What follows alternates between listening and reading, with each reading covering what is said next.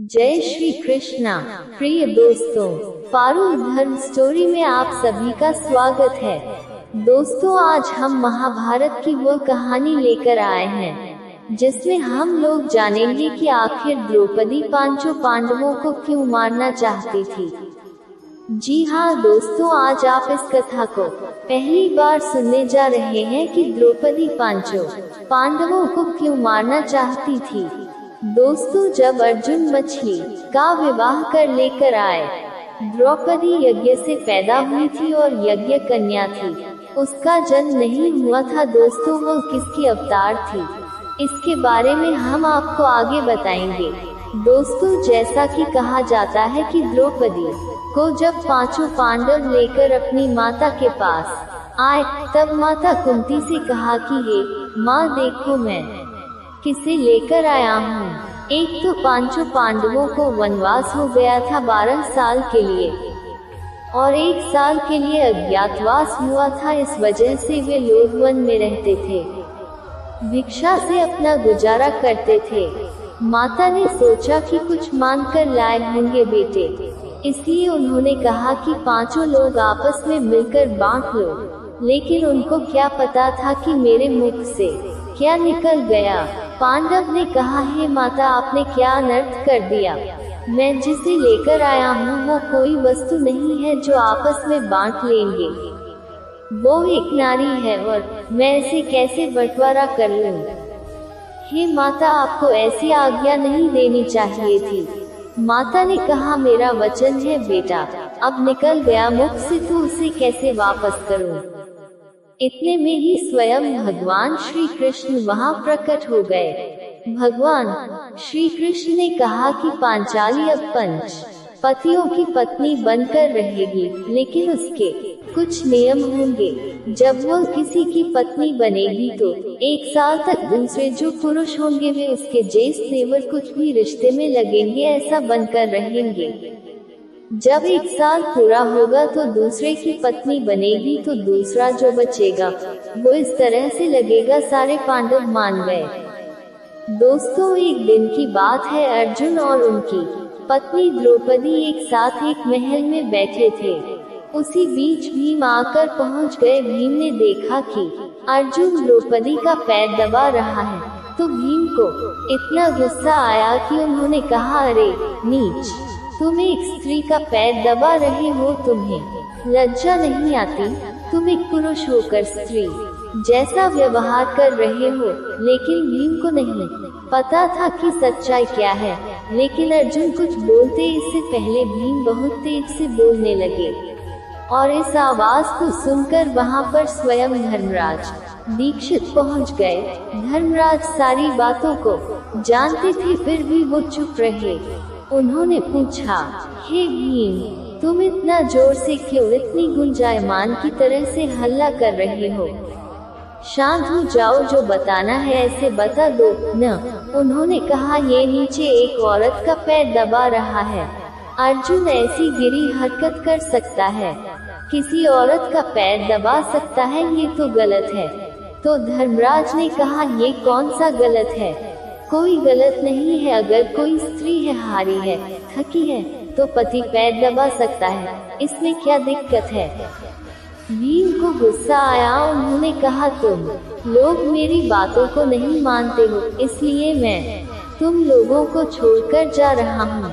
भीम चलते गए जंगल में रात्रि के समय बैठे, और उन्होंने देखा कि कुछ ही समय बाद एक झाड़ू लगाने वाला आता है।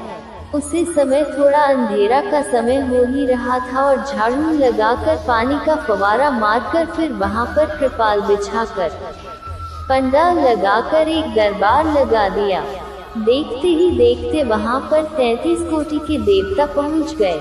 देखते ही देखते वहां पर स्वयं भगवान श्री कृष्ण ही उपस्थित हो गए।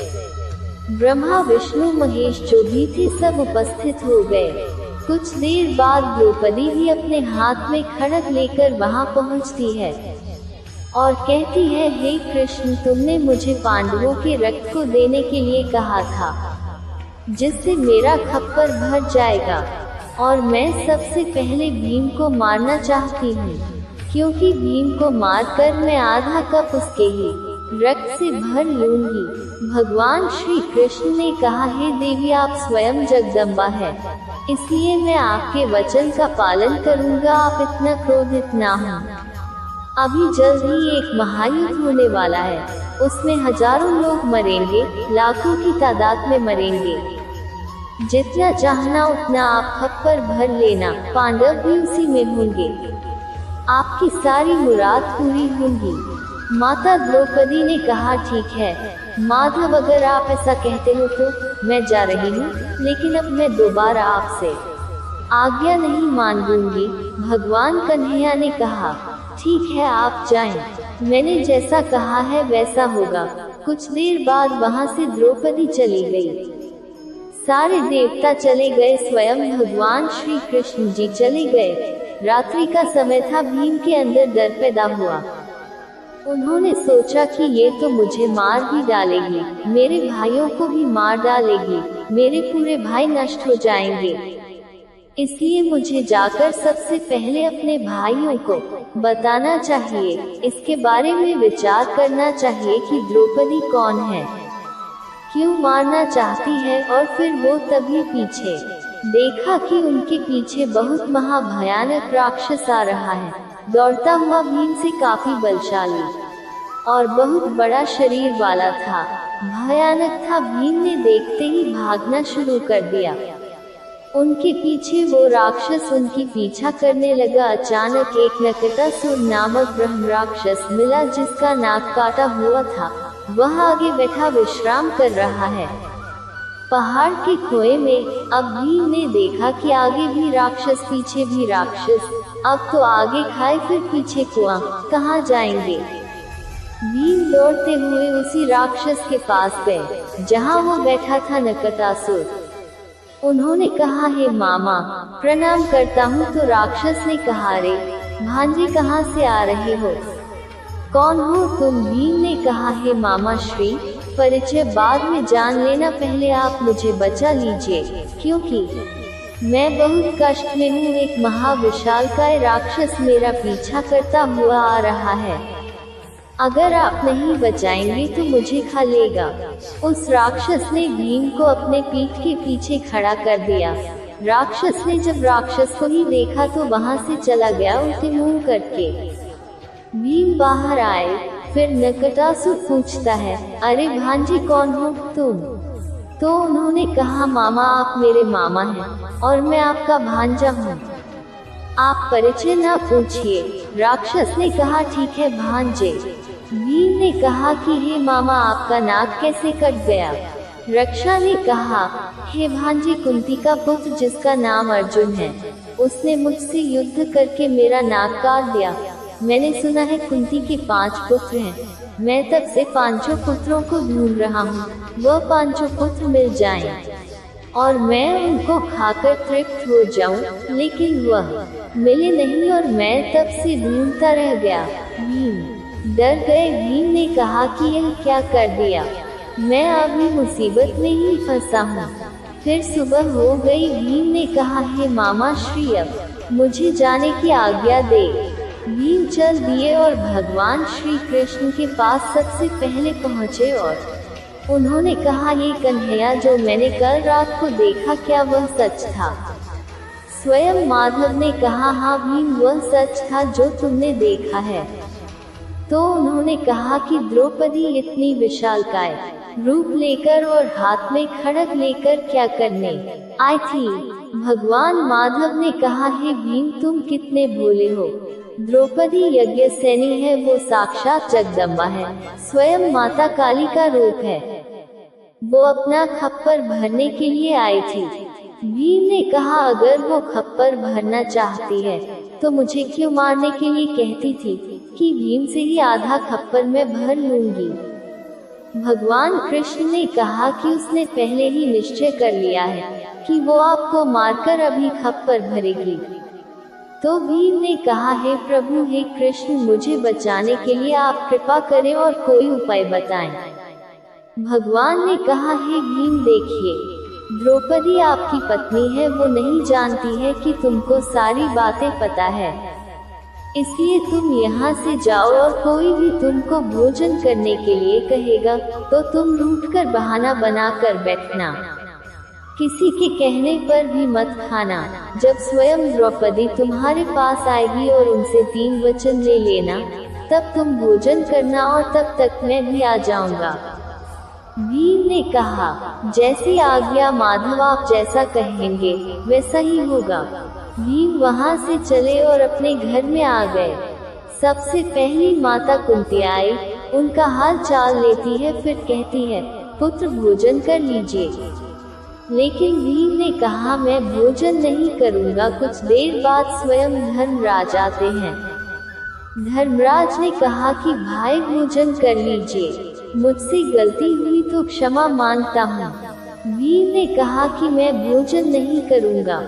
स्वयं अर्जुन आए, नकुल आए, सहदेव आए, लेकिन किसी की बात उन्होंने नहीं माना।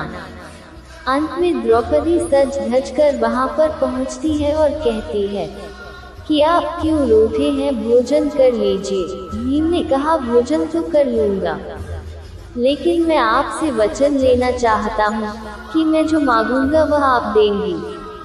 द्रौपदी ने सोचा कि भगवान सूर्य का दिया हुआ मेरे पास पात्र है, और भीम तो ऐसा है जो भोजन के लिए कुछ भी कर देता है। इतना खाने वाला व्यक्ति है और क्या मांगेगा? कोई स्वादिष्ट भोजन मांगेगा, कोई व्यंजन वो तो बना के दे ही दूंगी। उन्होंने सोचा कि मेरे पास अक्षय पात्र है, वहाँ पर जो भी बनाऊंगी तुरंत बन जाएगा। लेकिन उन्होंने यह नहीं ध्यान दिया कि भीम क्या मांगना चाहता है। भीम ने कहा, हे देवी, मैं हाथ जोड़कर आपसे विनती करता हूँ कि मेरे 5 भाइयों को और स्वयं मुझे भी साथ में लेकर आप अभय दान दे दीजिए। उन्हें मत मारिए, क्योंकि आप वचन दे चुकी हैं। देवियाँ वचन दे देती थी। उस समय द्वापर युग की बात थी। वचन की हमेशा लाज रखते थे, चाहे दुश्मन की घर के हो या फिर कोई उनके दोस्त ही क्यों ना हो। इसलिए माता द्रौपदी ने कहा, ठीक है, मैं तुम्हें आज से नहीं मारूंगी, तुम अमर हो गए, जाओ। दोस्तों, इस तरह से द्रौपदी ने उनको छोड़ दिया। स्वयं भगवान श्री कृष्ण पहुंच गए। उन्होंने कहा, इनको अभय दान दे दीजिए। साथियों, कुछ दिन बाद विशालकाय युद्ध हुआ। उसमें हजारों की तादाद में सेनाएं मरने लगी।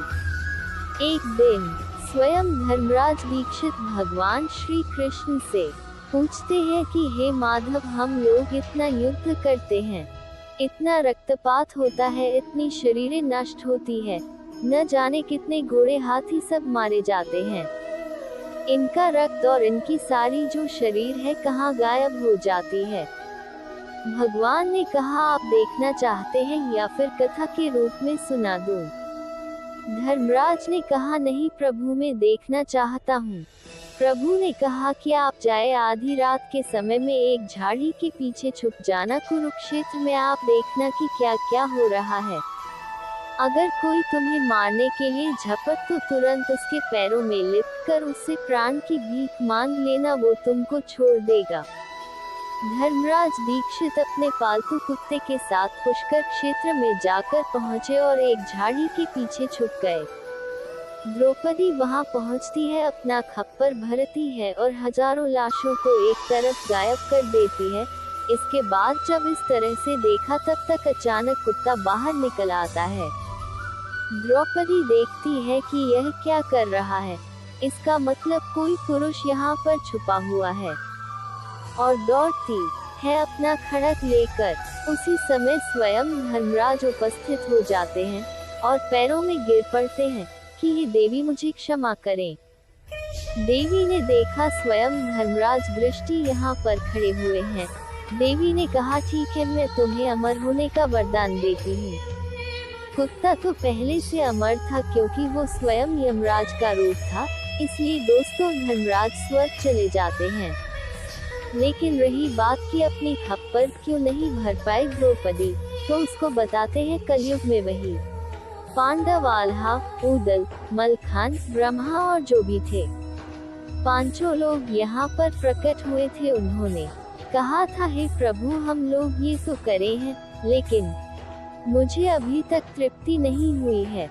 इसीलिए वो लोग कलयुग में आए और पृथ्वीराज चौहान की पुत्री बेला, जिसका गौना नहीं आया था, और उनसे युद्ध करके ही विवाह किया गया था।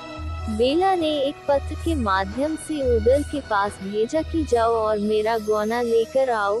उदल ब्रह्मा के साथ में गए और वहीं पर उदल से वहां पर जाकर युद्ध हो गया। गौना की तरफ में युद्ध हुआ, जिसमें उदल भी मारे गए, ब्रह्मा मारे गए और ब्रह्मा का सर काटकर वही बेला लेकर आती है और चिता पर सती हो जाती है। और वो बेला कोई और नहीं द्रौपदी थी। इसलिए दोस्तों, आपको पता चल गया होगा कि स्त्री चाहे तो क्या नहीं कर सकती है। अगर द्रौपदी दुर्योधन के ऊपर हंसती नहीं कि अंधे का पुत्र अंधा होता है, तो आज इतना भयंकर युद्ध नहीं होती, इतना बड़ा महाभारत नहीं होता। दोस्तों, अब आपको समझ में आ गया होगा। अगर आ गया है तो वीडियो को लाइक करें, चैनल को सब्सक्राइब करें और फिर मिलते हैं अगले वीडियो के साथ। तब तक के लिए स्वस्थ रहिए, मस्त रहिए। जय श्री कृष्ण, राधे राधे।